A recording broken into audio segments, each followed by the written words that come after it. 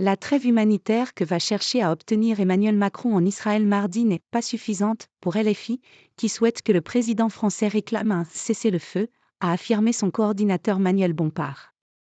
Une trêve humanitaire, c'est mieux que rien, mais ce n'est pas suffisant, a déclaré M. Bompard sur RTL. M. Bompard, qui a écrit au président de la République dans ce sens, attend d'Emmanuel Macron qu'il rétablisse la parole de la France, c'est-à-dire qu'il demande et qu'il crée les conditions pour qu'on puisse obtenir un cessez-le-feu immédiat. Un cessez-le-feu, ça veut dire demander à l'armée israélienne de cesser ses opérations de bombardement qui sont des crimes de guerre, a-t-il affirmé, assumant qu'il faille négocier avec le mouvement islamiste palestinien Hamas.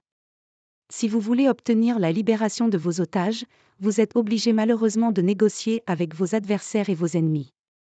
Il faut sortir de l'hypocrisie. Les États-Unis, la France ont confié à des intermédiaires en Égypte, en Turquie le fait de négocier avec le Hamas pour obtenir la libération de nos otages, a-t-il assuré.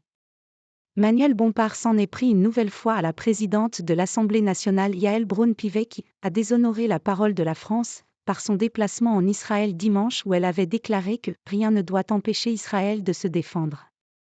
La polémique autour de la réaction sur X, ex-Twitter, de Jean-Luc Mélenchon, jugé antisémite notamment par Madame Braun-Pivet, est une diversion, a plaidé M. Bompard pour qui M. Mélenchon exprimait une critique politique. Le leader de la France insoumise avait estimé dimanche que la présidente de l'Assemblée nationale était en train de camper à Tel Aviv pour encourager le massacre à Gaza. Pas au nom du peuple français, avait-il protesté.